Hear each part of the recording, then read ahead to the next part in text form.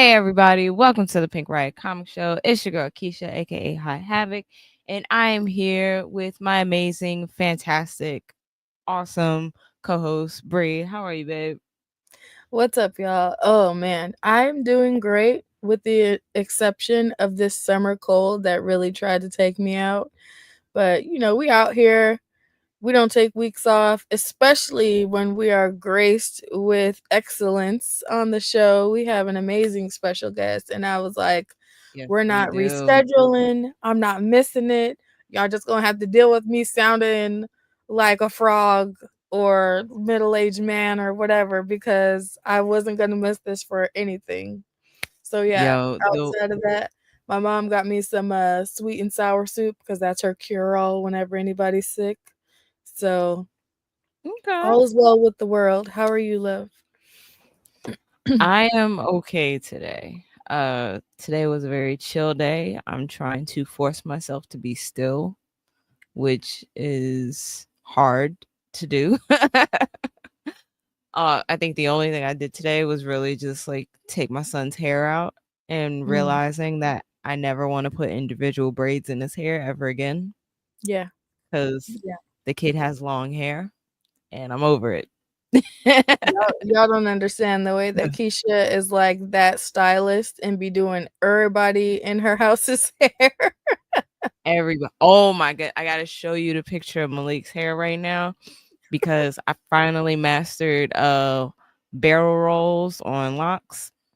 Mm. So his hair has like these barrel rolls and they're tucked into like this really cool design of a bun.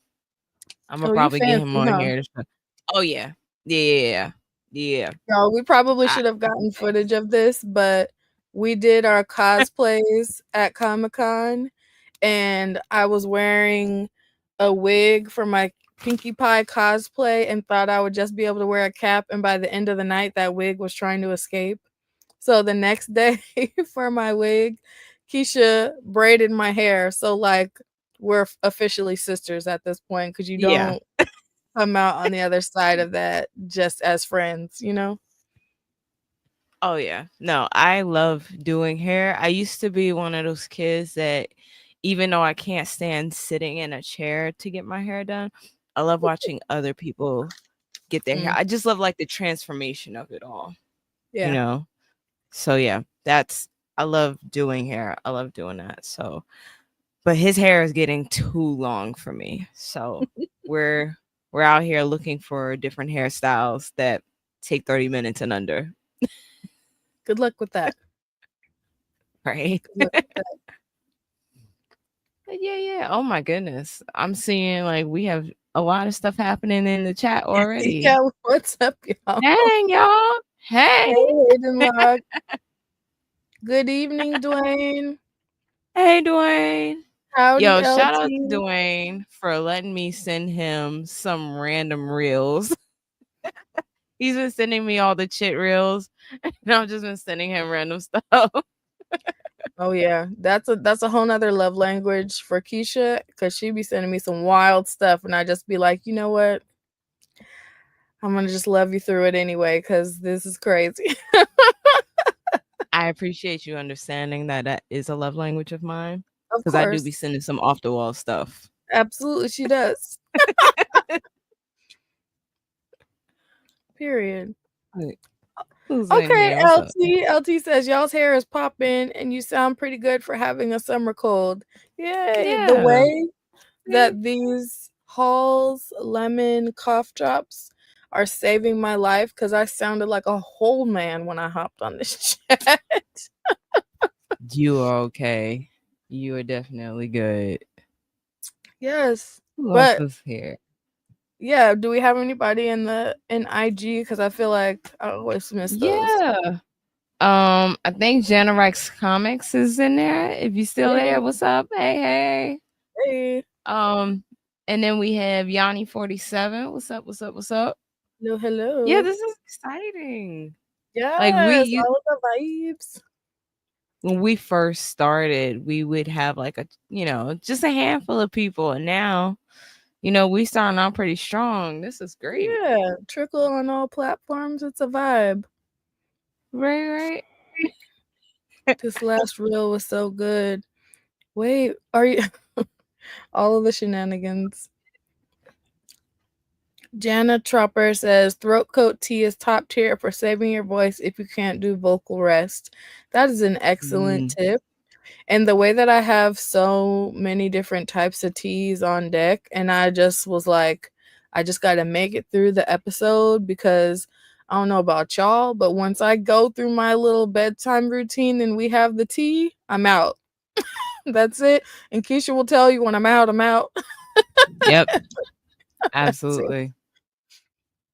Oh my goodness. yes, LT says But everybody already know it, but hit that like button with emphasis on subscribe to the channel. We love and appreciate you, yo, LT. because I think we're close to like 200 on YouTube, which is awesome. You know, if we can get the word out, that's the ha ha.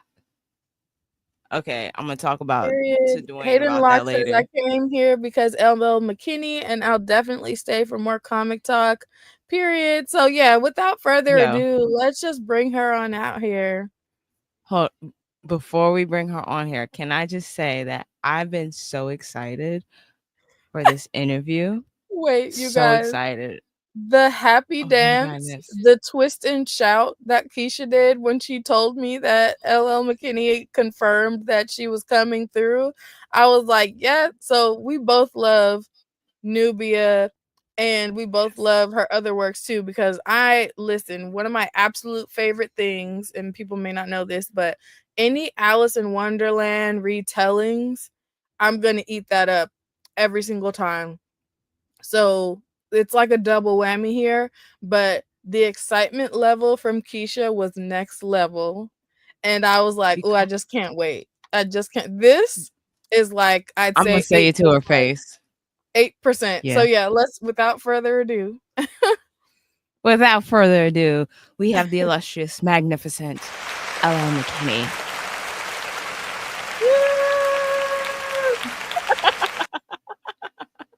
Hey, what's up? Oh, you're muted. Cause I was back there cheesing the whole time I was listening to y'all. Yo, Yeah, you are awesome. yeah, you Can are. I just say, okay, so I don't know if you can see the shirt that I'm wearing, right?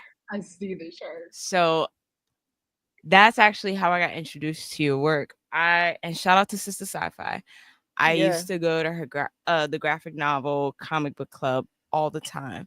And that's where I read Nubia Real One for the first time. And you were there. I don't know if you remember that interview but you were there. And that's how I was like, oh my goodness, this woman is awesome. She's amazing.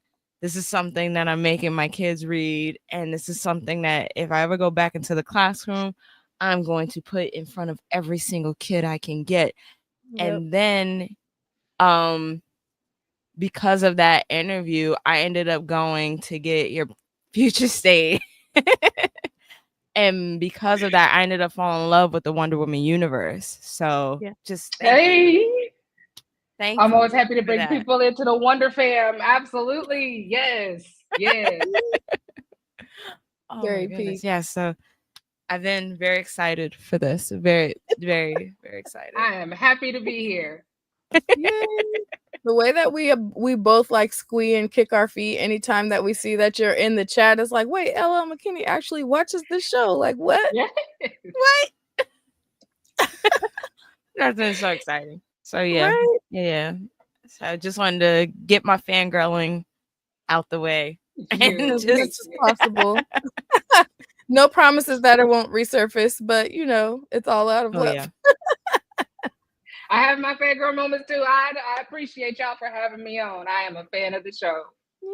Oh, we love to hear that. Awesome. Okay, before we like both die from blushing to death, um we are so excited to have you on. You've written and been a part of so many different projects, but today we're here celebrating Nubia Too Real is coming out at the end of September. And so we were Mm-hmm. just like, that was one of those things where we both loved Nubia Real One. And as soon as we seen that part two was coming, I was like, immediately pre-order. Immediately, yes. We gotta jump right on into that. And Mhm. then just like we said, I don't know if you have heard us talk about this, but we've just both been like, you know what, we're gonna be Delulu all 2025. So to Yeah. go from being like, oh, we absolutely love this story, and it would be like the dream to have her on the show, to just being like, you know what, we're gonna have all the audacity of a mediocre white man and just ask. Yes. That's truly I'm what it glad you did. So yeah, this is like surreal right now. But yeah, is. we definitely wanted to just pick your brain about what that experience is like. But first, something that we love to do for all of our special guests on the show is hear from you about what was your comic book origin story. And most people have two, well, most creators have two. So the first one is, what was the comic that got you into liking comics and reading comics? And the second one is, what was the origin story of you getting into creating comics? Okay, so those are two separate. All right, yeah. So my grandmother is the one who got me into comics. I was a wee thing, um, and I didn't even know that she was into comics, but she loved them, and uh, I would hear her talk about them every now and then. But she gave me my first comic, which was, and I still have it. It was a reprint of The Amazing Fantasy, where they first introduced Spider-Man, which I'm sure this is why Nice. Spider-Man is my favorite hero.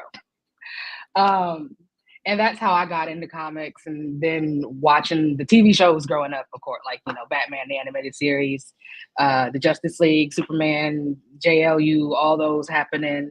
Um, and I remember seeing clips of the Adam West Batman, which now that I think back on it, was probably my grandmother's doing as well. Because I Yeah. remember knowing who that was and like who Eartha Kitt was and stuff, but I didn't remember how I knew my grandmother, Mhm. especially her as Catwoman. Um, Mhm. that's how I got into comics and how I got into working on comics. I have been hollering about Nubia online since the inception of social media. As soon as they allowed me to post or tweet or whatever, and I was like, oh, I could talk about stuff I want to talk about. Okay, Sailor Moon, racism, and Nubia. We're gonna put Nubia. I'm talking about Nubia all the time. And for years, I was hollering, "Y'all do right by her. Y'all keep shuffling her off and remaking her and making her different things. Mhm. Just come on now." And this was, I forget what year it was. This was before that man bought Twitter. Mhm. And I tweeted that I wanted to write for Young Justice because I loved the show. And I had loved Teen Titans growing up. And I loved the Teen Titan comic books. So I was like, I'm going to love, yeah, I did love, but I'm going to write Young Justice. I want to do it. And somebody who was an executive at DC at the time uh, messaged me and said, we need to talk. She had read my Stop. Alice stuff, and I still have screenshots of it somewhere because I couldn't believe it. Because I was like, oh, follow, oh, DM, what's going on? They're like, okay, so we need to talk. And so she was like, I love your writing. I want to see what you have. This is our pitches. This is what we do.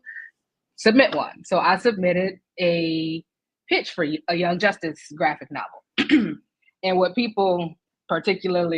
hilarious is the haters, where they're like, oh, well, you have all this stuff in there just because it's Nubia, blah, blah, blah, with like the protests and stuff. I was like, no, y'all, Superboy and them are going to be at the protests too. That was how it was going to work in my original pitch. I wrote the Mhm. team, and I was going to bring Nubia into, because they were telling me that these are separate from the world. You could kind of do what you want to do a little bit. So I was going, y'all Mhm. gonna print Nubia again. They were gonna print Nubia one way or the other. So I was like sneaking her in on this pitch. And I get a real quick response from the pitch. And I was like, okay. And they're like, hey, so this is a great pitch and everything. We love what you're doing with Nubia. She just leaps off of the page. I maybe I was a little bit biased, you know. And this is this iteration Yeah. that we see in books. They're like, she leaps off the page. Can you send us something for her? Bet. Absolutely, say less. So I turned around and I pitched Nubia, and they were like, done deal. Yeah, we're absolutely. Stop it. Yeah. And in the process of writing Nubia is when they were like, hey, so we have this thing coming up. It's like a two-parter future state. And then there's like another more stuff for Nubia coming down the line. And we're really excited that, like this story is like started a whole lot internally, I suppose, like the way that she was gaining traction and things in the inside. So I was really excited to see that I got to be the catalyst for that. That was a bucket list moment I did not expect. Right. That's a major applause.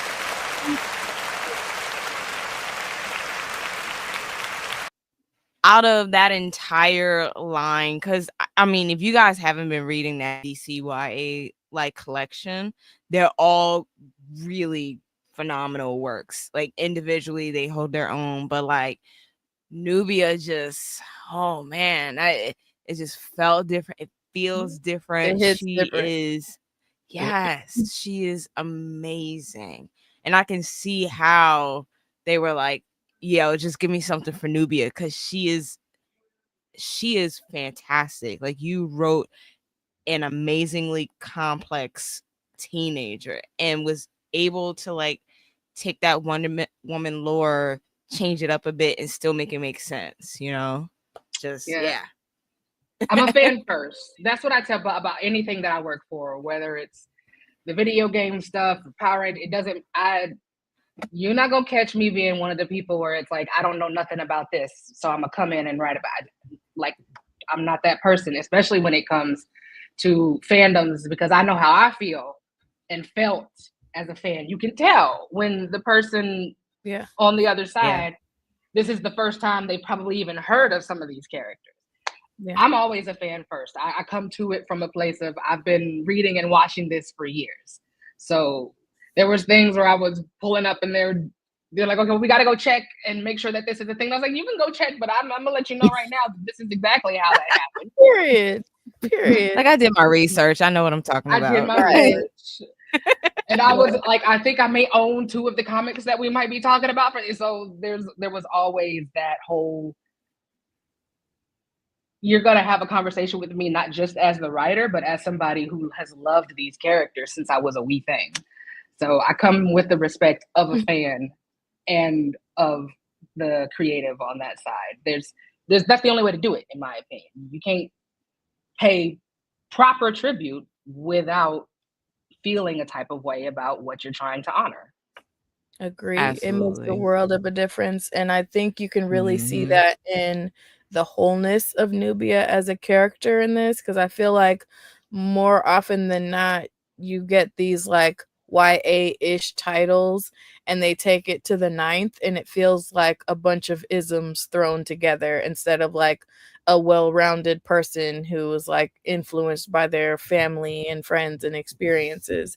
So yeah, you can tell that you care about it. It comes across on the page, and it makes her that much more of a endearing character for sure.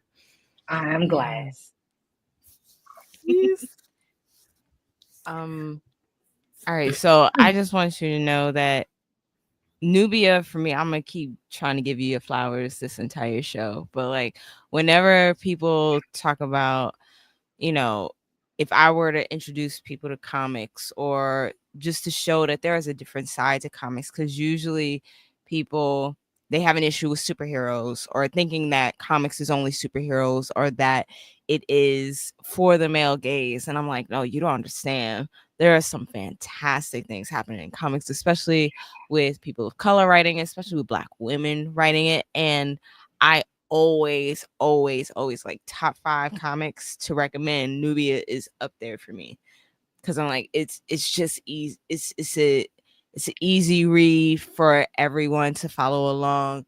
Like I said, you're getting this super complex, amazing character and seeing her grow, and you're getting like the best queer representation and just like intersectional feminism at its peak.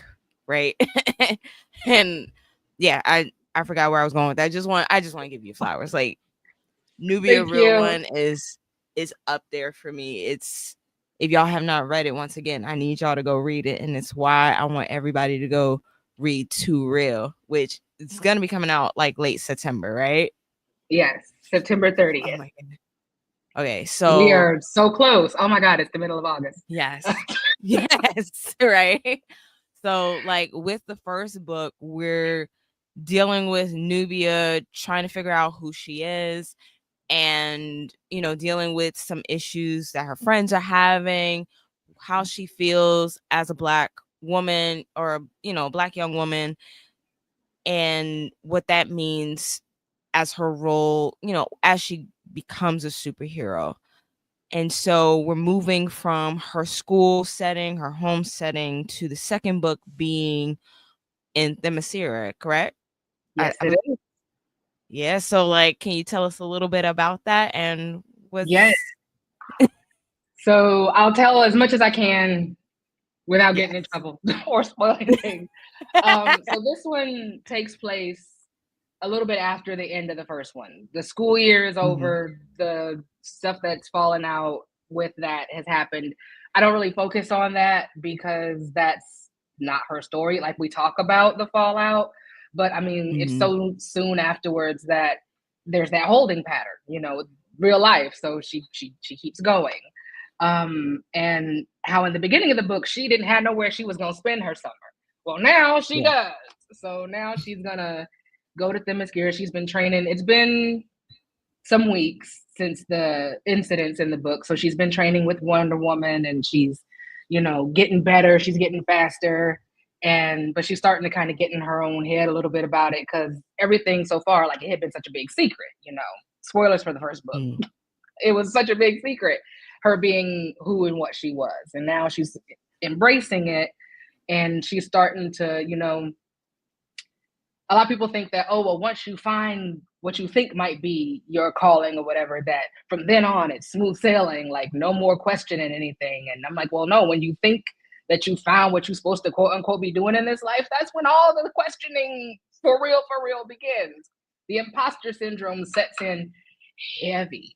And so we go to Themyscira because Diana's like, okay, well, they're a little old fashioned on the island, but we're gonna do what we can, and that kind of becomes a little bit of an issue because they kicked her off, and she managed to Yeah. get this one time I can go back, and her parents are worried about her and going back because Amara chose to stay in the human world.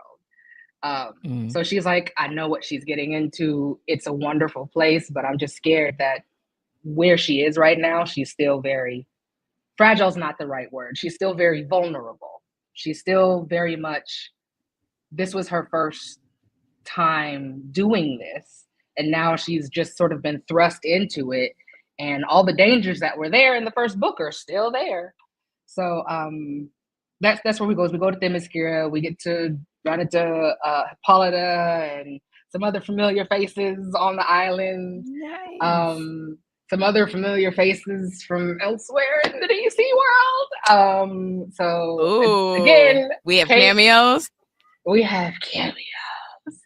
I can't talk super duper duper too much about it, but I'm really excited because it deals a lot with, like, similar to how the story that I tell about how I came up with the idea for what I did with Nubia and her being in high school is while I was going on these trips to schools for the Alice in Wonderland series, I'm meeting these kids, these black and brown kids who are into comics and into anime and stuff.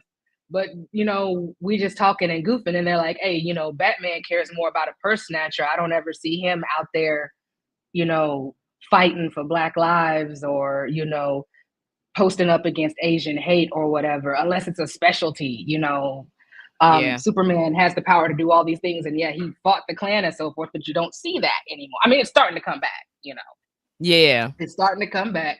Comics was always woke, it's starting to come back. That And part. so these kids were like, there's nobody that I can really connect to who not only is a hero, but is also going through what I'm going through. In the back of my head, I'm like, oh, babies, we have failed y'all because there are some, but there aren't that many, comparatively. Like, Yeah. you can only throw Static out there so many times. You can only throw like that group, Static, Icon, Rocket, like them's the ones that I'm always like outside of the usual DC suspects. Now Mr. Terrific's getting his fly, which I love. Yeah. But these kids, they were like, they just seem not human, And I was like, you know what? All right, absolutely. This is what we're gonna do for this book. This gives me the perfect opportunity for that. And I get to continue that because teenagers, some of the smartest, most creative, kindest people on this planet, and the world that they're being left with it breaks my heart. And so I just want to give them a story where they see like a character who, while yes, she has superpowers, but she might also have a little bit of an anxious breakdown. Like there might be a panic attack happening over here because these babies have anxiety and people try to tell them it's in their heads or whatever. Like, no, the world is what it is and they're having to grow up in it. They had to go through COVID. And, it's written off in such ways that I have to do the work the way that I do it. And that gets where I have adults who are like, oh my gosh, these kids are so annoying. Oh my gosh, this reads so juvenile. I was like, they're all teenage. What? Really? Because I think the way you write, actually the way you write all of your characters, you have this way of creating a very complex teenager, right? Because usually for me, YA can come off bit too angsty, right? But I feel like one is not my audience, so I really don't have too much of a say in that. But with the way you write your characters, you have this really good balance of showing like it's not too much angst, like also showing that they are highly intelligent. Teenagers are highly intelligent. They are trying to find their independence. Like even in the first Nubia Real One book, seeing the differences in each character, like LaQuisha and the fact that she, organizes protests with her sisters and stuff. And, the friend Jason, who is at soccer, going to soccer camp and stuff like that. Like these kids are doing different things. They're figuring out who they are. And yeah, they're still human. And I think a lot of people forget that. Like, Yeah, they're very still much so. That's always my favorite complaint to get is this reads like a teenager, and I'm like, that's supposed to, because it is. That's who the book is about. That's who it's for. That will always confuse me because people say that about lots of YA, not just Nubia. It's like, oh my gosh, why does this feel so teenager? And I'm just sitting here like, you do. That's like asking why that strawberry soda tastes like strawberries. I don't know what you want from me. That was the whole point. right? Yeah. And so it reads as a teenager because there is a difference in the complexity of their life experience, but they're still whole people and they still care deeply about their friends and family and their community, which kind of leads to Keisha and I had a whole conversation about how well you touched on a lot of very important Black issues within the first book, in such a way that it felt tangible instead of like something that was maybe trying to hit you over the head. It was relevant to them. It was relevant to their situation. It felt like that could have been my friend. That could have been this situation, instead of just like every issue that someone would, slap a tacky woke sticker on. It's like, no, this is a real issue. It's part of their community. And you see how it's intertwined with these other issues. So we're kind of curious, like when you're storyboarding and trying to figure out like, what direction do I want this story to go in? How do I want to show these different facets of these characters? obviously we know as avid readers that conflict is the best way to do that, but it was done so tastefully, and it kind of they kind of all rolled into each other, so it felt natural, like we felt like we were just a part of this community. Why was that important to you, and did you face any like pushback or issues trying to put this much like core blackness or black Yeah. experience in a DC title? I didn't face a whole lot of pushback, and I think a lot of it has to do with how new the line was at the time. And to be for real, wasn't nobody really checking for Nubia at the time. So it's one of those things where it's like there weren't that many eyes on the character, so I was able to get away with more. You know, she hadn't gotten popular yet, and when they get popular is when everybody got an opinion on what need to happen with the character next. You always see that happen, like somebody will pop up and they'll do really good with this particular character, and now they want to take that person from that character and go off and do all these other things with it, which that's how comics works. But at the same time, it's like it's only been like 2 years. Can I have more of this writer with this character, please? Can we get more than one 12-month run? But for me, and this is how I approach it with all of my characters, is I take pieces of not just what's going on around me in the world or the country or the state or the city. I take what's going on in my neighborhoods, at the schools that my kids go. Well, they're not mine, they're my nieces and nephews, but they're my babies. So at the schools that my sister's kids goes to, because they come home with stories. Because in some instances, my sister's kids are the ones who'll be like the only Black kid in a room at some places. Or they'll come home with stories about how, you know, kids can be mean, they can be little jerks, you know, and they'll come home with these things that classmates were either talking about or saying, and, you know, having conversations with actual kids who have to go through this, not just when I go to schools and talk to these children who don't know me from a can of beans, right? But because we have that understanding of what we've been through and what we're going through together right now, even if I don't know them, how the world just behaves towards Black people and other people of color.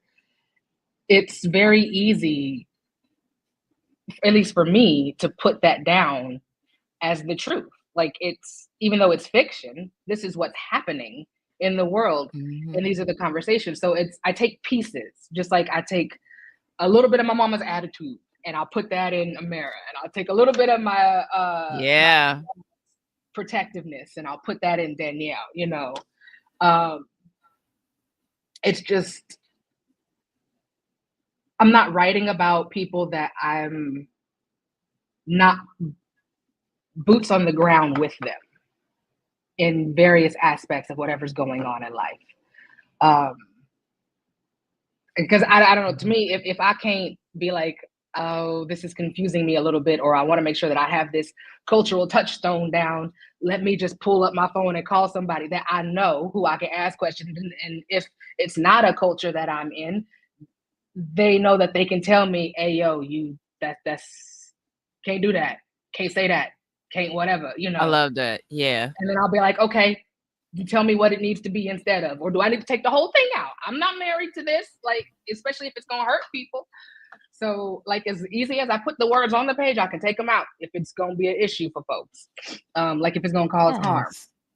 And we need more people doing that. It's so simple. We do. To go if you don't. We do. Let me know. I'll be up here for another half an hour with that. No, but we do need more people doing that, because not enough people have sensitivity readers are willing to go and get that feedback. So yeah, folks be real precious with their stories. I'd be like, break it in half. That's the only way I can make it better, please. Show me where all the holes are, because the last thing I want is for the readers to find the holes. Like, can we find the holes first, and I'll do what I can, and then we can put it out there and they can find whatever we didn't miss. That's fine. But I always want to find out what's wrong with a story before I put it out in the world, so I can do the best I can to fix or mitigate. But to answer your original question, I went on a tangent. I'm sorry. No, we love it. All good. These are my peoples. These are my kids. These are my neighbors. I put them in the books. I don't put wholesale people, like I don't pick somebody up and drop them in. But I steal snatches of people I've known my entire life, or I met for 25 minutes just out on the stoop talking, Like there's enough of every life that I come across.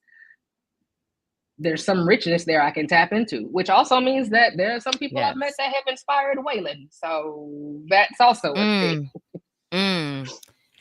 Yo, when I read that, it read, like, not to put my kid's business out there, but like my kid is in high school now, and just seeing that Waylon character, we've heard rumors of those type of kids that are existing in school. It's like, I wish more people took kids seriously. I wish they like recognize that people aren't like this only as adults. Like, we have kids who are operating like this that we need to help deal with, all those things. But yeah, I'm Waylon is an interesting one for me because, again, I'll get stuff where people are like, "Oh my god, he's so over the top," and I was like, I actually toned him down a little bit. Yeah. And they're like, "Oh, he just seems so one-dimensional." I was like, she's not gonna know him. No. She's not gonna know his motivations. This is just a dude at school who is being a jerk. I don't know what words I can and can't use. So jerk is a good one. He exists. He is also like, I know Waylons. I know people who know Waylons. Yeah. Yep. That Waylon character exists in nearly every school I've ever taught at. every school one of my kids have gone to, schools like friends of kids, kids of friends have gone to. That kid exists everywhere. He was what he needed to be in that story. Like, completely. And it's very clear that you draw from real experiences because these characters feel well-rounded. One of our experiences, we just did San Diego Comic-Con, and one of our really only gripes, or the most important gripe about that experience, was coming across a lot of books being sold where it was like, I see my people, but I don't see my people in the creator seat. And and you can usually tell because that character, flat and lifeless, and I have many characters that I have an issue. Or they say the most out, like they get close to the slang, like it's close, but it's off enough that you're like, okay, I know you did it. All right, cool. All right. Hey, not like cool, the AI drawing with the extra fingers, where it's like, okay, I know somebody didn't have the context to do that. Something about this is off. Yeah, something ain't right here. Yeah.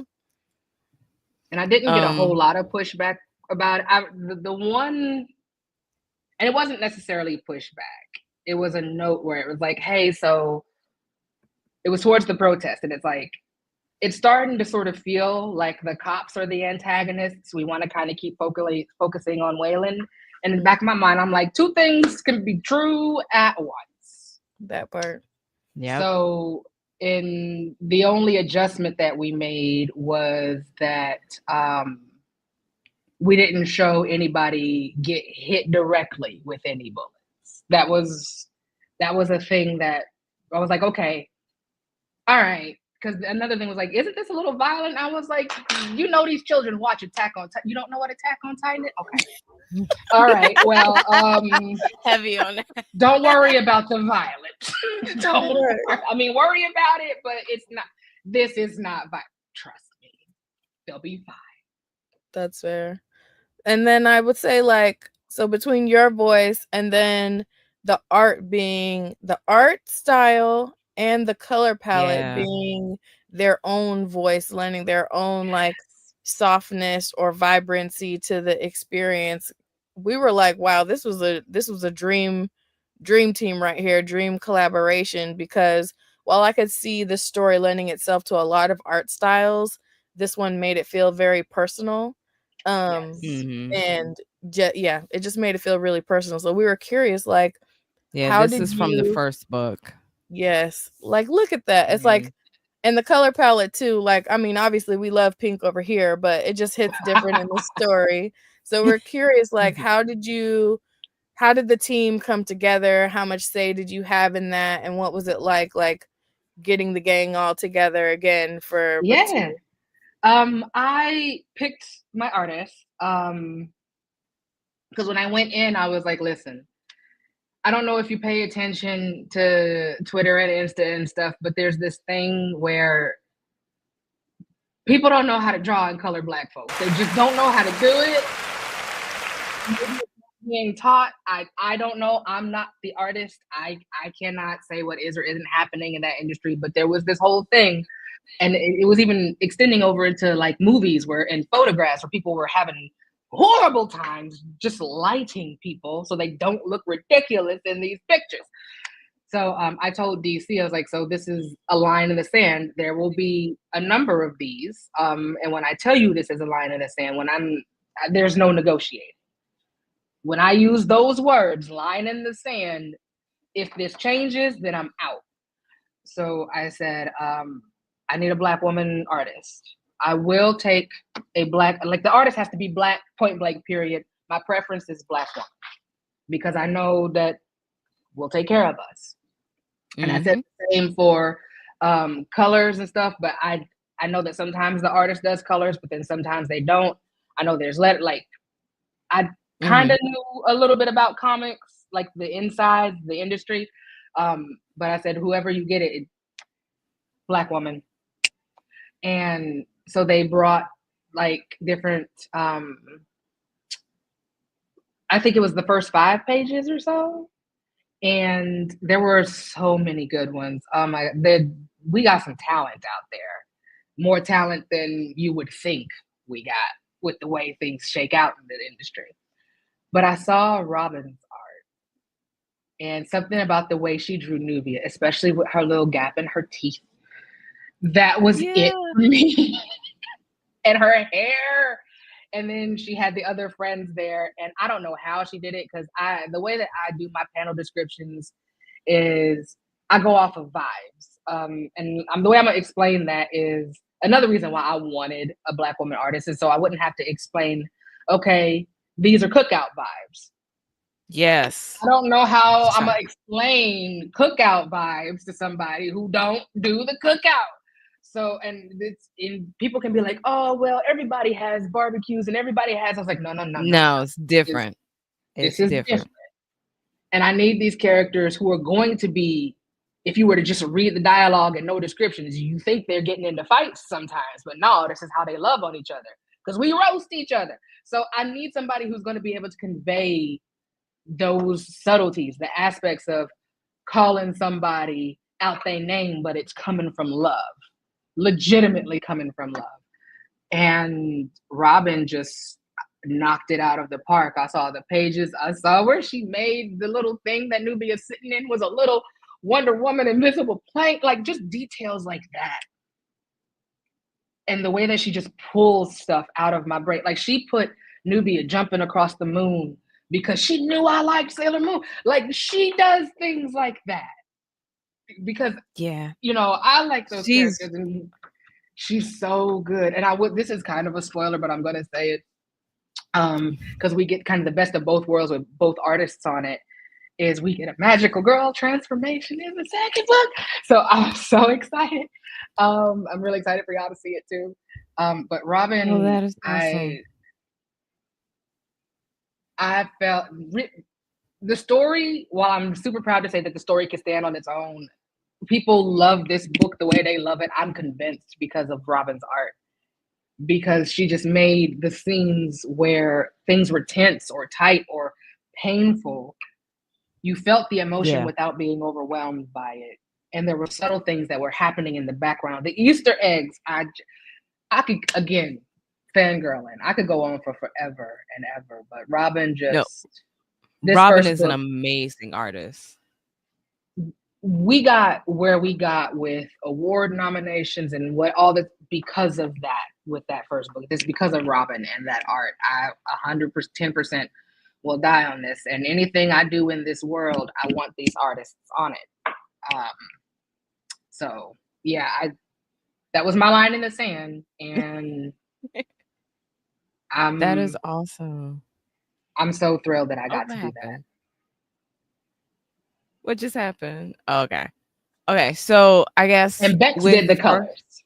Sorry, Bex did the colors. nice. That was I wasn't privy to that conversation. That was a conversation that they had with the editor and stuff, because all of the books have like these where they'll have their own personal palettes, and how they came up with the palette for Nubia. I think it was they took it from the cover. I think is when Bex and Robin did the cover together, they were like, "Oh, we got to do this through the rest of the book." So Yeah, I can see that. I mean, it's a dope color palette. But I know that with this second book, you guys also brought in Manu Izumi, who, for those who don't know, came off of Vixen NYC. So just like how was adding her into it? Like, I mean, you got an all-star lineup with everybody. that was great. It was because it's one of those things where partway through people's schedules weren't lining up, because it took a second. The first book came out in 2021. I pitched for the second book at the end of 2021, and we didn't get the green light until the next year. And schedules happen, emergencies happen, and we ended up needing a second artist. And they were like, "Hey, before you even get on your soapbox, here's some people we got in mind. We already know." I'm like, "Good, come correct."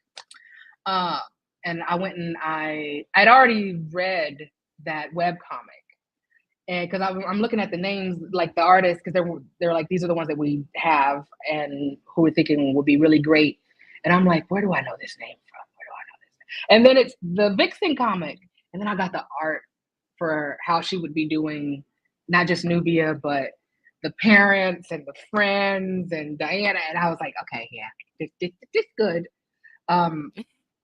I do believe that Robin still storyboarded everything so that the bones of the book would feel the same throughout. Which, Nice. yeah, there are some panels that with Robin's storyboarding and the art that got put on top, brought me to tears when they came through. They're so beautiful. I cannot wait for the world to see this book. Yes. It's because Themyscira I was trying to get that mix of ancient but still somehow modern and relevant. And I kept coming back to this. I drive my editors, man.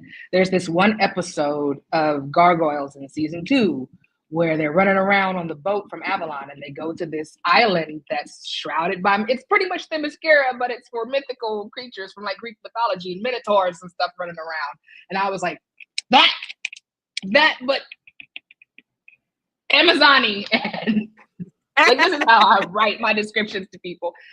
And I got pictures back from Robin, and I was like, I don't even need to say words. I just, they are, the way that they are intuitive. Comic artists, oops, there goes my AirPod. Artists in general are creatures of wonder. Comic artists as well are just, because it's a different type of medium. I'm in awe every time. Anybody who's able to do it, my hat's off. Because I have neither the skill nor the patience. No, I'm so excited to see this. I know you gave us some of the images. Let me see if I can get them pulled up because of the technical difficulties I was having earlier. Hold on. Okay, so that is the first one that I was showing earlier. So this artwork is done by Izumi, and it was storyboarded by Robin. This is so cool. Oh, Is there man. any Okay, let me tea see. you can share about these photos without giving spoilers? This is to celebrate Nubia coming back to the island, which we knew was gonna happen, because of that adorable teaser that Robin did, where she's leaning back, reaching for the Themysciran etiquette book in her bedroom. when we did the announcement. But that one was the celebration for when she came home. This is her explaining to her friends again, like, this is where I'm from and this is why I got kicked out, because Aries came and did what he did. So it's And just like then a gorgeous collage of her just this is how she imagines Themyscira after reading that book. She's very close, of course, but these are some of the earliest images we see. Oh, this one. oh yeah. This is dope. That goes so crazy. I love it so much. Yeah. Listen, And I love that we get Manu to see her use her kept shield. Yeah. Manu kept Robin's like this is so cool.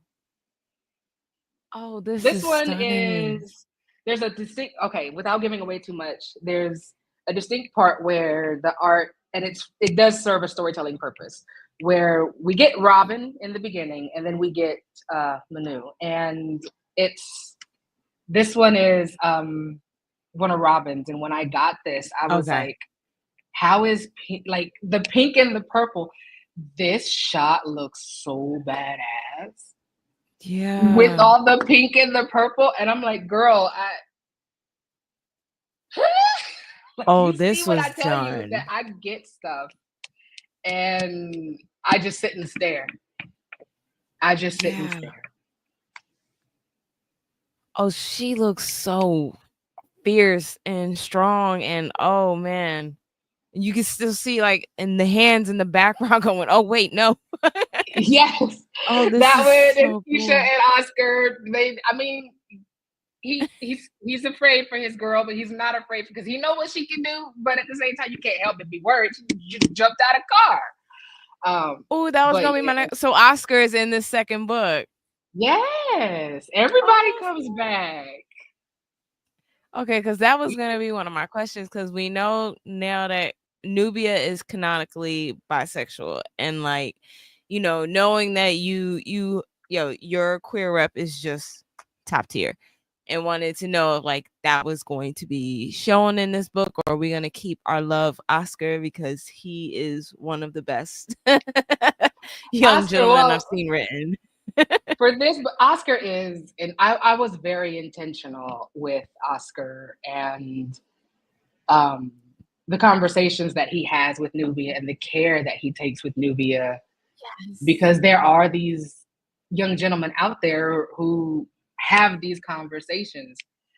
One of the hardest scenes to write was in the last book, where at that party, she's just like, well, you didn't say anything. And he admits to having been afraid, which is the truth. I mean, I don't know anybody who doesn't have an instance where they don't wish they would have either spoken up sooner or at all, or like it didn't even have to be that drastic, but you walk away wishing, oh man, I wish I didn't freeze. But at the same time, these are the same kids where if they do step in, it could go a certain way if certain people think that they're causing part of the problem, So Oscar, he's still here to say he's still being supportive and being cute. But there is very much Nubia. She's very much like Alice in my first book, where everybody finds her. She's like, oh, you cute, and you cute, and you cute. This is great. So yes, like every teenager. Yeah. Right. Everybody cute. Everybody is. Yeah. I love it. That way. Even in Future State, she was bi. Mm-hmm. Ain't no love interest nowhere to be seen in Future State, but believe she bi. She is bi, and we love it. Oh man. Okay. Do you have any questions? I'm sorry. I'm gonna keep fangirling if I keep.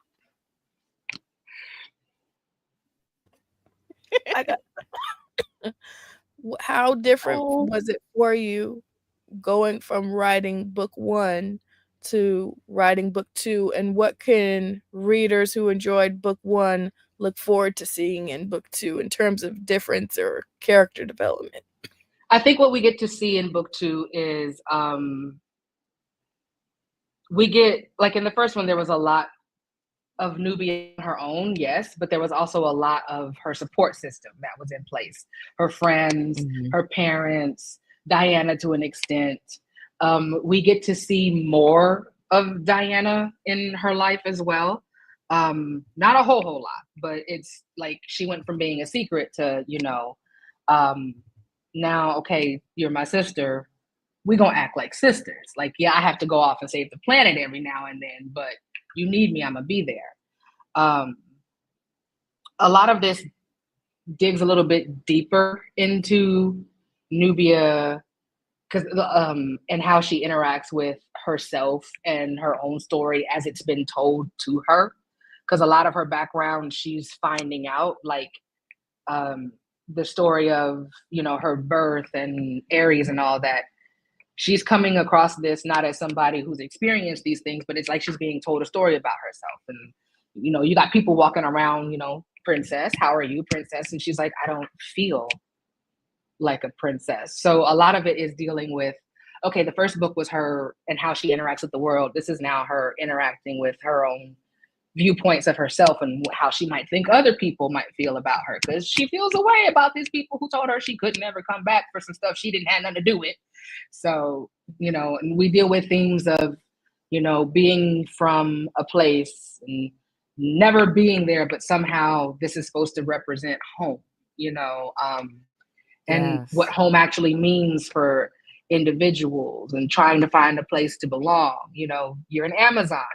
You should feel like you belong amongst other Amazons. And she spends a lot of time not feeling that, So I think we get a lot more deeper into Nubia's personal aspects and less of how she interacts with the world, at least in this story. Because a lot of it has to do with Themyscira and what happened with her on Themyscira. I wanted to take a step away and sort of enclose her in like this space where, okay, yeah, all of the world's problems are still out there, but they're out there for now. Let's see how Nubia can grow when she doesn't have to deal with that nonsense from man's world. So yeah, that's what you can look forward is. And then a lot of the same stuff is we still got the dynamics. Oscar and Jason and Keisha still on there. Keisha and Jason still being cute with their little bickering selves.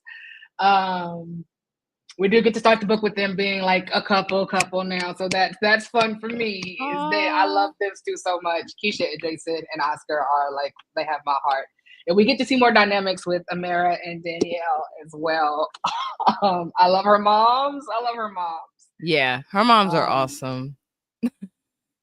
Awesome. And the way that I seen so much of my mom and some of my aunts in some of their interactions in the first book, I was like, oh yeah, she hit that nail on the head for sure. Right? Yeah, that's like, who are you talking my grandma to? and my mom. Look, that part. I was like, man, who are you talking to? I was like, oh, flashback. Like you might have a point, but what you're not about to do is raise your voice in this house. Okay, we're gonna have a conversation. Bring it back down, young lady. I got all my aunts, my grandma, my mom, all my grandma. Yeah, this book is about a Black girl being loved at the end of the day, and I want her and the readers and the people and the kids who feel it. This is about Black kids getting the chance to do all this stuff and be loved while doing it. I love that. Please, y'all, go make sure that this comes out September 30th. Okay? If you gonna get me a birthday gift, because my birthday is the day before, buy yourself a copy, then buy me a copy. Okay? But no, make sure y'all go get this. I am so excited. Once again, we've been so excited to have this interview and talk about this. Please, y'all, read Nubia Real 1, read Nubia Too Real when it comes out. I have the highest of expectations. This is going to be fantastic. Especially with that artwork. What we really need y'all to do is go pre-order Okay, That there's part. still time to pre-order. You know you loved the first one. Stop playing with yourselves. Go ahead and put your pre-order in. So that Yes. way those numbers make that big of a difference. Those early orders tell them people are checking for this story, not just happening to pick it up Yes. as they come across it. And that makes a world of a difference. Because if we're being real, the way that LL just laid it down for us about what we're getting to see in book 2 is very much giving the energy that if there's an opportunity for a book 3, I would love to see a book. I would love to see this as just like multiple I mean, series. let her Listen, cook. I'ma We just see it. say I got it in me. I'm gonna put it that way. And does. I And got does. graphic novels in me. I got Nubia monthlies in me. Listen, Period. years. I have decades worth of Nubia stories stored up. Okay. Yes. Yes. Oh Period. man. We love Okay. to see it. Yeah. So run and go cop that pre-order. Yes, we love to see it. Thank you, Dwayne. Dwayne. Definitely That run is and so go cop dope. that pre-order and put it out into the universe. Matter of fact, share about Nubia Real One leading up until book 2 so that other people are reminded like, oh, there's another one coming out. Cause like while we'll Yes. scream about it from the mountaintops, sometimes it's something that you might have missed if you weren't looking for it. We definitely were looking for it, you know what I mean? But Yep. it hasn't been promoted as much as we feel like it deserves to be, which is why it was so Mhm. important for us to have our special guest today and to give her her flowers and to talk about how much we love this story and remind y'all to go run and go cop that because we want to see more of this story. Somebody said Nubia monthly now. Listen, when you said that out Yeah. your mouth, I'm like, oh, for sure. We need Listen, that. Take that We I need big that. energy. I would just say this, and I don't know if the original artists planned that, but and I tell people it's like, oh well, folks, like Diana is Diana, and she is who she is, and we gonna stand another real one. Mm. But in that original panel from 1973, when Hippolyta is forming the babies, Nubia is fully formed and off to the side, while Hippolyta is still working on Diana. That makes Nubia the firstborn in the heir. So I have many things wrapped up in that. She's not Diana's second. She's not Diana's leftovers. She came first, which in my story is why Aries took her. So I Period. love that. Right? Oh man. Yo, Listen, please make sure yeah, y'all go pre-order. Make sure you are writing reviews, public reviews for yeah, everyone to see. Okay? Because that's also important. big facts. Share, do everything you absolutely can. Okay? Yes, Queen Nubia. appreciate it. Absolutely. Oh, Okay, I so love my readers. period, and we love you back, but right. we got to know, like, now that I'm sure that you've been done with this for a minute because you talked a little bit about with us backstage about the timing of when everything was planned to come out and all of that. But we want to like put emphasis on the positive. We're ready for this to come out on September 30th. I want to Yes. know. I know that a creator of your stature and experience has something else cooking, something else in the grease. Can you give us any tea, any tidbits Uh, about anything else you might be working on right now? there are several things that I am working on. I have a few. One just actually came out. If you don't play World of Warcraft, it'll probably be very confusing. But I have a couple short stories with World of Oh, Warcraft. One came out in June. Um, and something that we're working on that's going to be coming out either next year or the year after. I cannot remember because when lots of dates get in my head, they just start swimming together. Is I recently sold a middle grade where it's a young Black girl who's a gamer. And through this particular game, she discovers that she is the reincarnation of King Arthur. And she has to use the game to find her fellow knights before her school is taken over by her evil superintendent, who is Morgana the sorceress. So that is something that we'll be on the lookout for. This is my love letter, not just to gaming, but also to Sailor Moon, because we got magical girl transformations and magic armor and things of that nature. So that's what will be Yes. immediately out, I think. And everything else has not been announced yet. I can't talk about just yet. I will say Wonder Woman shaped things. We will do that. Ooh. You know what? We love to hear that. And you know, all that means is Yeah. I have to do the thing where I say, so does that mean when you can talk about the other things, we can have you back?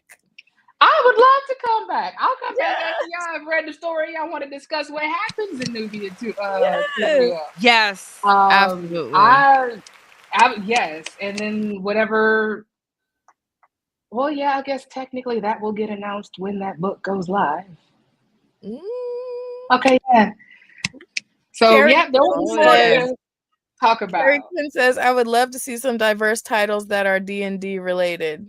Let the folks over at Hasbro or whoever it is know, because I would love to write D&D inspired books.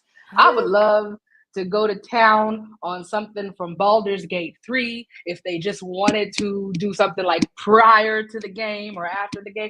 Listen, I have put my hat, I have poked people like, let me write Castlevania, I'll write Castlevania, I'll write Castlevania. Yeah. Listen, I will write Yes. it in a heartbeat, because again, I am a fan. I have Castlevania references in my prose books, and I was like, nobody's ever going to get these. And then the show came out, and now everybody's going to get them. Oh, I was so happy when that show came out. Yes. But there's That a show few is things awesome. that I'll do. Star Wars. Listen, if y'all want me to write something, put it out there in the ether, because I love me. Since I've done Power Rangers, I would like to do Power Rangers again. Yeah. Oh, okay. I gotta check that out because I love Period. the show. I'm one of those weird. I'm not gonna call myself weird for this. I love Lightspeed Rescue, even though it is one of the cornier versions of Power Rangers. Listen, my favorite That's season is In Space, and some people think that's the corniest one. And In Space was I'm so excited because I got to do Astronema from In Space, who is my favorite villain. And nice. I started to do her twin brother. I almost got the set, but then I got told some things where I was like, all right, then no, I'm not doing it. So, because I don't queer bait. But anyway. Stand on business, sis, because Yeah. somebody Yeah. has to. Oh, it's a Yeah. no. Find somebody else. We'll have to have that conversation another time. There's a number of projects where I've been like, you're gonna have to find somebody else if you're gonna disrespect the character like this. So Period. Well, I love all that. that being said, another thought I had is because you've already been a fan of the show and we've had you on, you're officially Riot fam, and we definitely want to count you as a fellow blerdy baddie. We are Yes. scheduling an upcoming D&D campaign, strictly blerdy ooh. baddies, and we would love to have you join Strictly. us for one of those one shots if your schedule. Yes. Give me the information. I will, because I'm in the same. I'm in this campaign that meets every Sunday, or we try to. We've been meeting since 2016. We're all level 18 now, and we got the last thing coming up. Listen, he was my barbarian monster hunter who got killed and became a death knight, who was then resurrected and became a paladin. So now he runs around with his sword boyfriend and his werewolf husband. Oh my goodness. Immediately, yes. Right? I love it so much. I 9 characters just popped up in my head that I could be like, oh, do you need a tank? Do you need a healer? I got clerics out the wazoo. I can do it. Listen. Oh, this I'll is do about it. to be dope. I'm Yes, we're nowhere so near at that excited level. because it's I'm gonna only be at like like, level 4. and I have never played. That's part of the fun of this. We're gonna have like range of experiences, but all Right? blurdy baddies. So This is gonna be so Please do send the exciting. information. I'm gonna do everything in my power to make that work, because I'm always down for some D&D one shots. Yes, let's do it. Yeah. Okay. yes. That made my night. Absolutely.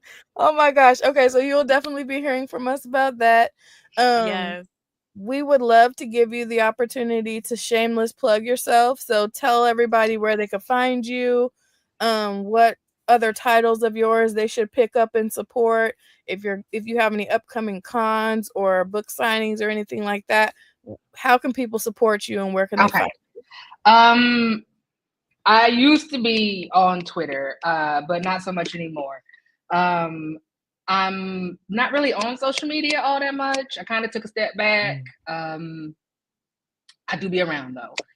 The best way to find me is my website is L.L.Mckinney.com, and all of my, I don't know if it's at the top or at the bottom. I think it's both depending on where you scroll.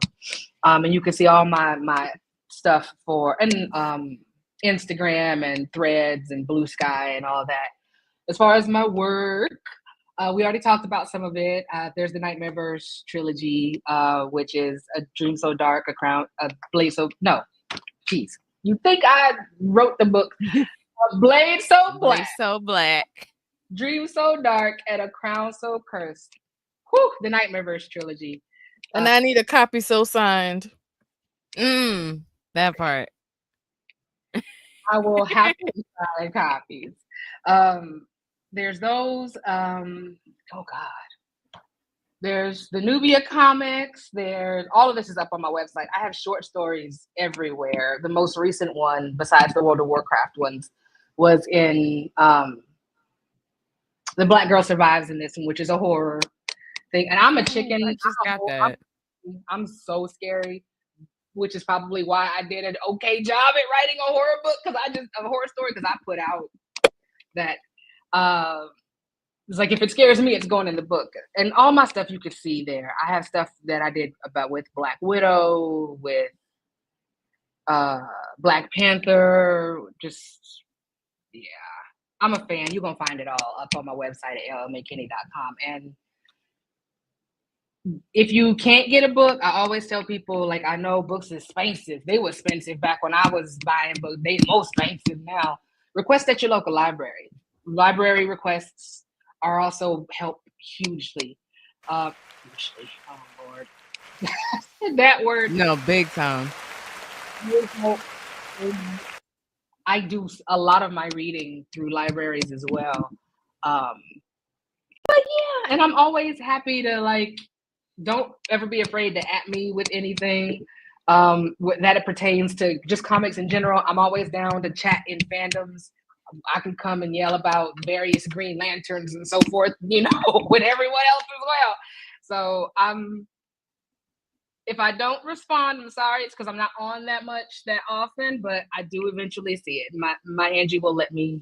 She'll get it to me, and I'll be able to see it. And I'll be looking at stuff online, and y'all be cracking me up.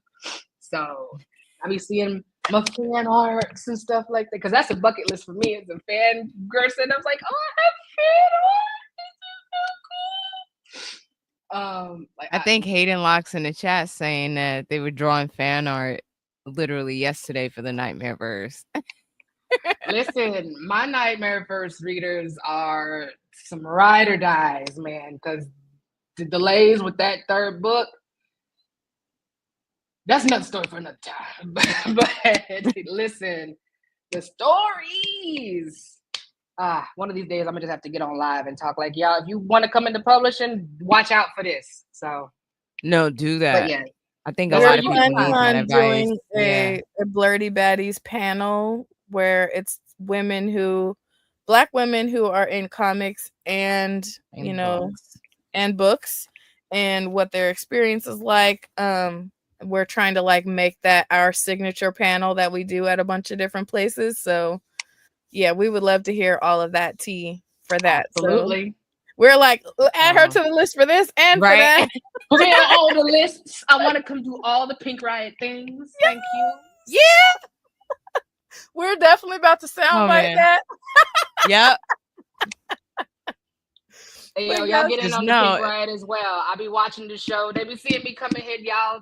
Come on, follow, subscribe, do all the YouTube things as it is, comments, all of that. Let's get it popping for you, Yes, and y'all. yes. Like, come on, they've been giving me my flowers. Let's give them their flowers. Being in this space as fans and stuff is not for the weak-hearted. Like, I Very just true. Oh my gosh. I'm smiling so Right? hard. My face is like, yes, the Oh D&D wait, sesh Carrie is said going to be it live will be streamed. live streamed. It will. Yes, We are and we're definitely calling doing a them live. one shots because we understand that these campaigns can get out of hand, and we want to like keep the thing going. So Mm-hmm. yes, you guys will be getting more details about that because the first one is coming up Yeah. here pretty soon. Um, and that leads me Shout right out into to our next Tashi. thing. Tashi gave Yes, one us time for our Tashi. our our DM that we're Our gonna be talking to DM, because soon. we had to have a black girl DM. You know how we do. But one time for the one time that leads us right into it. She already said it, but you know it wouldn't be us ending the show if I didn't. Make sure you like, share, follow, comment, subscribe on all US platforms. Tell a friend, share it to all of your stories and that sort of thing. You know what I mean? Huge thanks to all of our Patreon subscribers. We love y'all down. We literally do a happy dance every time somebody new pops up in that space. We value you tremendously. Alright. We have more events coming up. So if you haven't already, make sure you go subscribe. We do have a free tier if you want to kick us a little change. Obviously, they go up in amounts, and the higher the tier, the more influence you have on what we do here on the show and at our upcoming events. We have quite a few of them, and we would love your input Yes. on what we do, what we talk about, the shenanigans that will ensue. And obviously, Patreon Riot Fam gets all of the tea before we release it here in this space. So definitely check it out. If you enjoyed this episode today, scroll up or down, check out another episode. Even if you're not going to watch it, let that thing run in the background because we could totally use the streams. They definitely help us out here. And if you liked this episode and you want to catch us next week, don't worry. We're going to be here at the same damn place at the same damn time because even when we got a cold, we don't take weeks off. We love you. We appreciate you. And we'll see you next time. Bye. Later. I definitely found more. All right. How many variants are there? 11. Damn. Go ahead. No.